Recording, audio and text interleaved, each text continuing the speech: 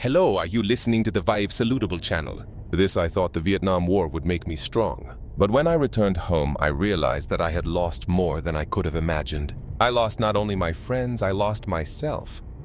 When I left, it seemed to me that I would come back a hero. I was told that I would be stronger, that I would become someone who could survive everything. I thought that war was something that could be handled like any challenge. But the reality was different. On the battlefield, I witnessed something that I could not even imagine. We didn't fight for ideals or flags. We were fighting for survival. Every day, every hour, every moment was a struggle. And when you see people dying nearby, you start to forget what life is like. Death became a part of you. I saw how my comrades fell down next to me and how we gritted our teeth and continued walking because there was no other way. But when you lose a part of yourself, how do you know who you are? Who are you in this world when you can no longer return to who you were? When I returned home, I was different. It's not that I've been physically changed. No, I looked almost the same. But inside, I was no longer the person who left. My view of the world has changed. My values have changed. My dreams didn't seem so important anymore. I started looking at people, at my family, and I didn't know what to do with them. I was a stranger. She greeted me with a smile. She was glad to see me. But I noticed how intense her gaze was. She tried to be there for me, tried to support me, but I couldn't feel her the way I used to. My mind was elsewhere. I couldn't explain what was happening to me. Everything I went through didn't matter to her. She couldn't understand, and maybe she shouldn't have. But I felt like the distance between us was getting bigger every day. I didn't know what to do. I didn't know how to return to this world where everything seemed empty and unreal. I tried to get back to work, tried to be normal, tried to forget what was there, but I couldn't. Every day, every night, I saw them. I saw those I lost, those who stayed there, in the jungle, in this hell. Sometimes I woke up in a cold sweat, feeling like I was back there. There was a void inside me that no one could fill. I tried to find a way to be normal, but nothing worked. I felt like my soul was being lost, like I was losing touch with who I once was. We tried to talk to her. She asked me what was going on, why I had become like this. I didn't know what to say. I just kept quiet. I tried to get my old life back, but every time I opened my mouth, I realized that nothing would come back. I was trying to be who I used to be. Strong, confident, someone who could smile and joke like before again. But I couldn't. Every day was like a struggle with what I had been through. I felt like I wasn't really living anymore. I just existed. She saw it, felt it, and I knew I couldn't lie to her anymore. Deep down, I knew that I couldn't be the person she needed until I found myself. I became a stranger not only to her, but also to myself. More and more often, it seemed to me that I had lost control of my life. I saw people who did not survive the war, how they remained in these mists, these memories, and I could not understand how they live with it. I began to realize that I might never be able to get my old life back. But one day, after several months of silence and internal struggle, I decided, I can't go on like this anymore. I couldn't keep pleasing everyone around me. I couldn't keep living as if nothing had happened. I decided to go back to where I left from, even though I knew it wouldn't be easy. I took the car and drove back to where it all started. To the place where I first felt that war is not just the sounds of gunfire and the smells of fire. It's not something you can forget when you get home. It's something that stays with you forever. I didn't know what I was looking for, but I knew that I needed to go back to understand what had happened to me. When I arrived, it was the same. The same forest, the same jungle, the same mountains, but now everything was different. I couldn't go back. I couldn't bring back the man who had left. I saw everything from the other side. I realized that the war had taken away not only my youth, but also my innocence. I was changed forever, and it wasn't what I dreamed of when I was young and full of energy. But at that moment, when I was sitting in the shade of the trees, when I heard the same noise that I heard there far from home, I felt that I might finally understand who I am. I returned home not with the person I left with, but with someone who was ready to live with what I've been through, to live with who I've become. I started to find my way back. It wasn't easy, and maybe it wasn't complete, but at that moment I realized that I hadn't lost everything. I've lost a part of myself, but not all of it, and I've learned to live with it. It was hard, but I began to understand that sometimes changes happen not because we want them to, but because life leaves us no choice. And that's the scariest part. At some point, you stop being who you used to be and start wondering what exactly you've lost. She was still trying to be there, but I knew I couldn't give her what she wanted. I couldn't go back to the reality she wanted to see. And here, in this moment, I did what everyone is afraid of. I changed her. Not because I wanted to, not out of revenge, but because she couldn't understand me anymore. I couldn't hide that I had changed. I couldn't continue living in this semi-transparent world in which everyone seemed to pretend that everything was fine.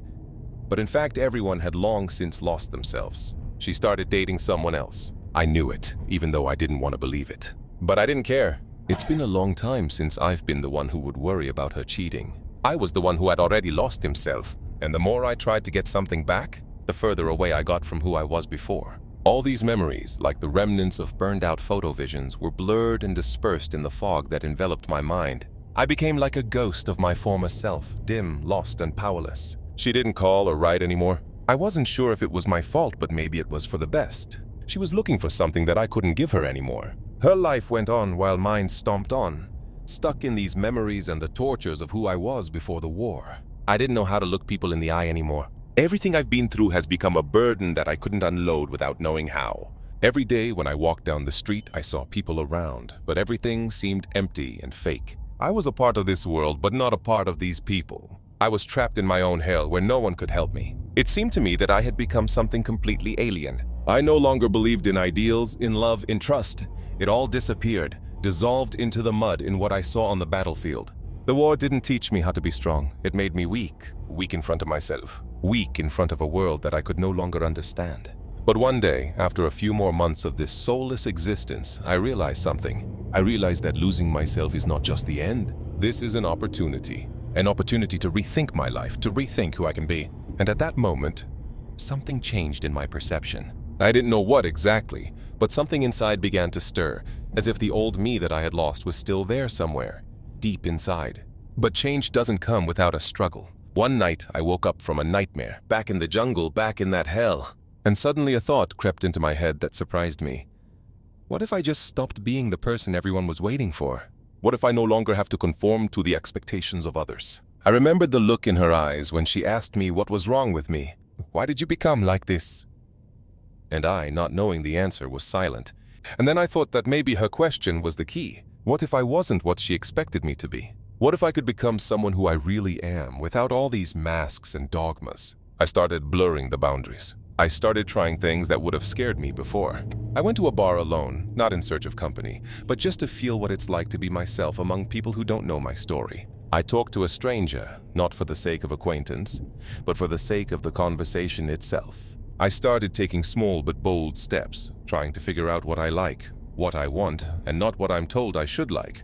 And that's when I met her. Or rather, she met me, just like before, with a smile, but now there was some special contact between us. She wasn't like the ones I'd talked to before, not someone who was trying to get to know me, but someone who already knew who I was. It was strange, her calmness, her understanding that I was no longer who I was. We didn't talk much, but her presence felt different. There was no pity in her eyes, no expectation. She looked at me as the human being, not as a wounded soldier or a lost hero. And that's when I realized that maybe this was the moment when I could return to myself. But it wasn't that easy. There was still a storm raging inside me that I couldn't calm down. I didn't know how to take the first step to get back what I had lost. She didn't say anything about what happened, and it was weird. There were no accusations, no attempts to get me to talk about what happened in the past. But that night, I fell asleep peacefully again. The next morning, I went to the place where it all started. Not to look for answers, but to see what I've really lost and what I'm ready to find. Every step I took was a step into the unknown, but maybe it was the way to yourself. I kept moving in that direction, not knowing what was waiting for me there. And with each step, it became clearer to me. I wasn't just looking for answers. I was looking for myself. And it was exactly where it all started, where I lost my old life, that I suddenly realized that the war had left not an emptiness in my soul, but a space in order to fill it with something real anew. But what exactly was I supposed to find? As I drove through familiar places, I noticed how everything around me had changed. The city that once seemed like my home now looked alien. People were going about their business, smiling, chatting, but I felt as if I was separated from them by something invisible, as if I was standing behind glass, and they were part of another world. I was like that person who came home, but not home. As time passed, I began to feel like I was missing him. Every morning is a fresh start, but something always prevents you from taking the next step. And at one point, when I thought I had stopped in place again, she came. She didn't say a word, just sat down next to me. And this silence, so calm, so burdened with time, turned out to be easier than all the words I could have said. We just sat there. "Why didn't you leave?" I asked. There was no bitterness or resentment in her eyes, just an understanding that I couldn't explain. And then in that silence, I realized that not all betrayal is betrayal. Some of them are just attempts to understand who you are, And sometimes it's important not to go back to what you were, but to learn to accept who you've become. We went together, not to fix something, but to be. Just to be. I didn't know what would happen next, and I didn't know how she felt, but I realized one thing. I was no longer looking for answers in the past. I was looking for a chance in the future. A chance for a new beginning. A chance for a new perspective on the world, in which I was now a different person. And maybe I couldn't get my old love back, but I finally started to realize that I don't have to rebuild everything. I just need to learn to live with what I have. When we arrived at the place, I felt like the ground under my feet reminded me of everything I had experienced. All this pain, all this loss, it didn't seem so heavy anymore. I wasn't who I was, and maybe not who she wanted me to be. But I was alive, and that was enough. Are you ready? What is it? She asked, and I looked at her. This question was not about the past, but about the future. I didn't know what would happen next, but now I was ready to move on, because it was only in this movement that I could find my way. And perhaps all this is not the end. Maybe this is just the beginning of a new path that I have to follow. No longer expecting it to be the way I imagined it. All I had to do was finally admit that change wasn't the end. This is the beginning. I looked at her, and something in her calm expression made me feel like she understood more than I could ever imagine. She didn't wait for me to say anything. She didn't try to save me. I was just sitting next to him, and it was like some kind of inner resolution. I knew this moment was important, but I didn't know how crucial it would be. I started to move, but this movement was not mechanical, not like before, when I just tried to forget and go forward, ignoring everything behind my back. No, I was moving consciously now. I approached each step with caution, but with determination. And the further I went, the clearer it became. I no longer wanted to return to what I was. I didn't want to be who I was before the war. I wanted to be a new person, but not someone who would try to start over with a clean slate, forgetting about what I went through. No, I wanted to integrate this, accept everything that happened to me as a part of myself. We pulled over to this side of the road. This was the corner I was looking for, the place where I once abandoned my hope. She was still silent, but I knew that her presence at that moment was not an accident. Maybe she didn't know what to do, maybe she was scared too, but she was there. It already mattered. I looked at her and said, I think I can't fight myself anymore. I've been at war with what I've become for too long, with what I've lost. But maybe now I should learn to accept it. She nodded. Without words, without consolation, she was just there. And in that silence, I felt that I wasn't alone. Then I felt something relaxing in my body. It's like I finally let go of the heavy weight I've been carrying all this time. Maybe I didn't fully understand what to do about it, but I no longer wanted to run from myself. And then in the shade of these trees, for the first time in a long time, I realized that it's possible to be alive, even if you can't get back what you've lost. But then she started talking. You'll never get back to who you were, but you can become someone who is much stronger. And these words, not loud, not comforting, but just honest, made me realize that she wasn't trying to bring me back. She didn't expect that I would ever be the one who left. She just accepted me for who I was. We stood there, among the old trees, surrounded by silence. Everything seemed to be the same jungle, the same forest, but something was different. I was no longer in search of what had already passed. I wasn't looking for what I'd lost, because I realized that you can only lose what you had. And now, I could only look for what would happen. Are you ready? What is it? She asked again. I was silent for a long time, feeling something new grow in my chest. It wasn't fear, it wasn't doubt, it was the feeling that I wasn't alone, that I can move forward despite everything I've left behind. And at that moment I said, yes, I'm ready. And that's when everything changed. We set off, not because I knew what was coming, but because I was no longer afraid. My life wasn't perfect, it wasn't whole, but it was my life. And for the first time in a long time, I felt like I could really live it. It was a long road, but maybe it led us to a place where everything we lost could become something that would make us stronger. We moved on, and each step was like a new turn into an unknown reality. The path that had once seemed difficult to me now seemed almost easy. I didn't know if it was liberation or just getting used to the pain, but I felt it dissolve step by step. I realized that if it hadn't been for this meeting, this silence, I would have continued to exist, sliding through life without understanding what I really needed. She kept walking beside me, not speeding up, not forcing me to go faster. It was like she knew I needed time to get used to it, to finally learn not to run but just to be. There was more understanding in her silence than in 1,000 words. But one day, when we were at the edge of the forest, she stopped. Can you feel it? What is it? She asked, and her voice was as calm as ever. I looked around. Nothing special, an ordinary forest, shadows of trees, rustling of foliage.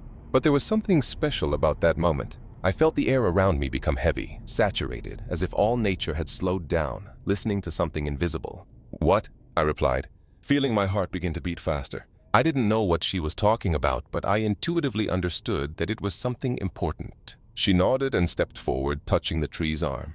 I suddenly realized that she wasn't expecting an answer. It wasn't just some empty remark. It was an invitation to realize something that I had missed a long time ago. Have you ever thought that if we hadn't gone through all this, we wouldn't have become who we are now? "What is it?" she asked, and I froze, feeling as if her words were probing my deepest corners. I wanted to answer that I hadn't thought about it, that everything I had been through was just a part of fear, pain, and doubt. But something inside me suddenly responded. Maybe it was all part of the journey. Maybe every mistake, every loss was what eventually brought us here. Not to an ideal state, but to a state where I was finally able to look to the future instead of the past. "You're right," I said, not expecting the words to come out so easily. "I wouldn't be who I am now if I hadn't been through this, even through the pain." She turned around, and there was none of the sadness in her eyes that I was used to seeing in people's eyes. There was a kind of calmness, knowing that the path, no matter how difficult it was, led to what was important. We were standing among the trees, and I felt that somewhere here, in this forest, I had found not only a part of myself, but also a part of the world that seemed alien to me. Suddenly, like a bolt from the blue, a loud noise was heard. We both spun around. A human figure came out from behind the trees. He moved slowly but with determination, and his gait was confident. His face was hidden by a hat, but his silhouette reminded me of someone from the past. I felt my heart tighten. He was the man I'd seen in my nightmares. He stopped at a distance and looked at us. There was no anger in his eyes, but there was something familiar, something I couldn't understand. "I knew you would come here." His voice was low and calm, as if he knew everything in advance. She turned to me, and in her eyes I saw the same concern that I had. "Who is this?" I whispered. She didn't answer right away. Instead, she approached the stranger, taking her time. I remained standing, unable to move. My head was full of questions, but one of them was the most important. "What is this man doing here?" "His name is Lewis," she said, turning to me. "He was with us then, on the battlefield." My eyes widened. "Lewis?" I couldn't believe it. She saw my shock and added, "Don't be afraid. He didn't come to bring back the old. He came to show that all is not lost." At that moment, I realized that if I thought that I had survived all the worst, then it was far from the case.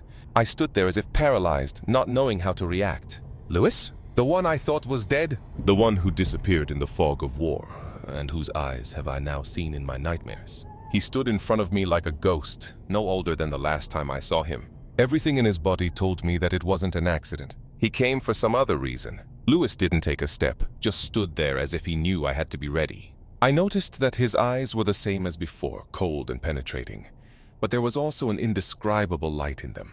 It was like a memory of what I had lost, and at the same time like a promise that something important was yet to come. "You still remember," he said softly, but so that I could hear every word. "You're still carrying this with you." I felt a chill go down my spine. I've always known that I can't forget those I've lost. But here he is. I see him alive, standing in front of me, and the questions I've been hiding in the back of my mind are coming out. Why was he alive? How did he end up here? What did he want from me? She was silent. She was standing next to me. Her gaze was calm, but I noticed that her eyes had become a little darker. It wasn't just surprise, it was something more complicated that I couldn't figure out. "Lewis." I tried to say his name, but my voice changed, as if I wasn't quite ready for this meeting. You were dead." Lewis smiled. It wasn't an evil smile, but rather a bitter one, as if he was laughing at himself. "Dead?" He tilted his head slightly. "I wasn't dead. I just disappeared. But you remember how it is. War makes us ghosts. You were the one who stayed alive, but you also became a part of this world of the dead." I felt his words piercing my defenses. They touched on the very essence of what I've been experiencing all these years. It wasn't just the pain of loss. It was a profound loss of connection with myself, with the person I was before the war. You don't understand," I said, but there was more desperation in my words than I wanted to admit. "I do not know who I am now." Lewis did not immediately respond. He just came closer, and I noticed how his eyes were looking at me not with condemnation, but with sympathy. "You'll still be looking for yourself. We all search until we find it. But here's the paradox. You don't have to go back to who you were. You have to understand who you've become."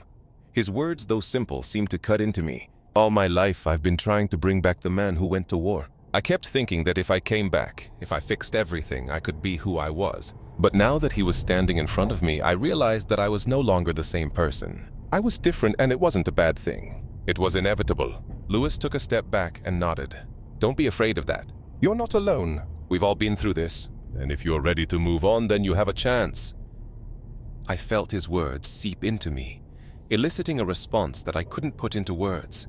It wasn't a promise that everything would be easy. No, it was like an invitation to a new world in which old fears and losses had no place. It was a promise that I could become someone else. Strong, but not by forgetting, but by accepting. And then I realized that this meeting was not accidental. It wasn't to remind me of the past. It was to show that I could move forward. To understand that there is no need to shut yourself in, you should not avoid pain. Because through this pain, I could find my true strength. I looked at Lewis, and at that moment, something inside me changed. I didn't know what lay ahead, but I knew one thing: I was ready. I am ready to no longer hide from my truth. I'm ready to let go of everything that pulled me back. I'm ready, I said.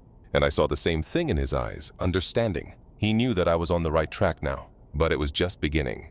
Then let's go. It's time to open a new chapter, Lewis said, and his words sounded like a sentence, but at the same time like a release. We walked in silence, but each step took us deeper into the unknown. Lewis walked beside me, confident that he knew this path like the back of his hand, and I, not knowing exactly where it was leading me, felt a strange attraction, as if I were being led not just to a new beginning, but to myself. The forest around us began to seem not just nature, but something more significant. Every tree, every stone under our feet.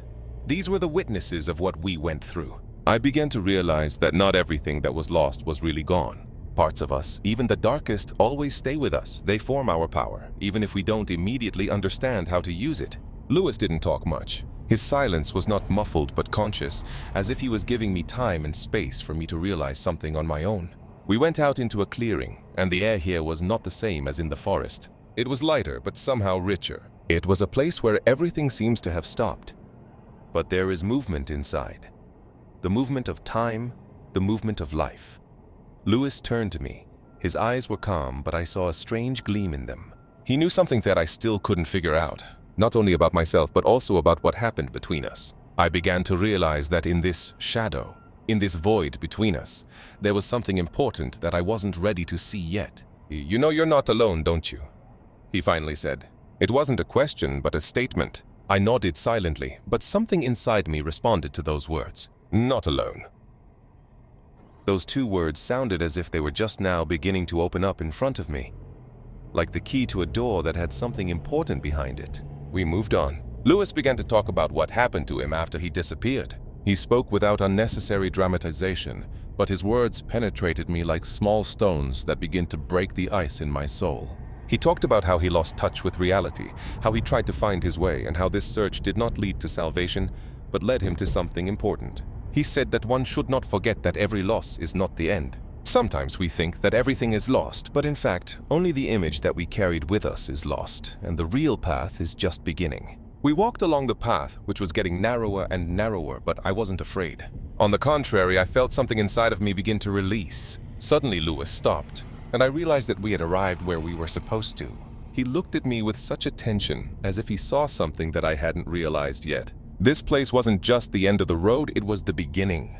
We've come to a place where everything makes sense. Can you feel it? His question was simple, but somehow huge. I felt as if the air around me had become brighter, and some hidden energy seemed to shine in it. I stood there, looking at this world that seemed so familiar and so alien at the same time. My whole life, all those moments that I had experienced, all those losses and fears that I carried inside me, seemed like a part of something bigger now. It wasn't regret, it wasn't self-pity. It was the realization that I couldn't and shouldn't go back to who I was. I have to be someone new who can get through all this and get on with my life. Lewis was standing next to me, and it seemed to me that he was waiting for me to feel it. Silently, without words, he seemed to understand that this was not the moment for discussion. I knew that this place, this discovery, was not something that needed to be explained. It was something that I had to feel for myself. I turned around and looked at him. There was no bitterness or regret in his gaze, just understanding. I finally realized that this is not the end. It was the beginning of something much bigger, a place where I could find my strength. Not the one I lost, but the one that appeared in me. Despite everything I've been through, we stood in silence, and it was probably at that moment that I felt for the first time that I was really alive. We got into the car, and I felt the world outside the window begin to change rapidly. The landscape outside the window became more and more desolate, as if we were leaving everything familiar, moving away from old memories, from the world I knew. Lewis was driving, and I noticed how confident he was driving, as if this was his place, not in the woods, but here on the road leading into the unknown. We were silent, but the silence was not heavy. It didn't push. It was as streamlined as the air in an empty room. I felt that every kilometer we traveled brought me closer to something new. What I should have understood. Lewis didn't explain where we were going, and I didn't ask. It didn't matter. I knew that his silence wasn't just about being secretive. It was part of something bigger. Part of the path that I had to walk myself. As we went deeper into the unknown, the road became more and more winding. Only empty fields and sparse trees flashed through the window. Somewhere in the distance, clouds began to gather in the sky, and this harbinger of a storm only reinforced the feeling that we were moving into something more important than just a journey. We were leaving the past, but we had not yet reached the place where I could find myself again. We drove for an hour, then another. Time began to lose its usual shape. I could feel the tension growing inside me, but it wasn't the tension of fear, but of expectation. I was waiting to figure out where all this was going, why we were going to this empty place, why Lewis was silent. Suddenly, the road led us to an old abandoned building. It stood there out of nowhere, as a reminder of the years that had passed. The gray walls, worn by time, and the window, which once must have been bright and full of life, now looked gloomy and empty. There was nothing alive here, just silence. Lewis turned off the engine and turned to me. "We're here," he said, and there was no joy or sadness in his voice. It was just a statement of fact. He was waiting for me to realize that now, right here, something had to change. We got out of the car, and I felt the cold wind hit my face, piercing through me. This place, this building, it wasn't just a metaphor. It was what was left of us, of our past. Something that we could either leave behind or destroy. I felt something constrict in my chest. I knew that this moment was important, but I still couldn't figure out why. Lewis went to the door of the building and pushed it open. It creaked, revealing a dark corridor inside. We both went in. I looked at him, and he looked at me. All I knew was that I had to go after him, because if I don't go now, I'll never go. We entered the building, and the air inside was thick, as if time had frozen. Every wall, every fragment was a reminder of the past, of what had once been alive here.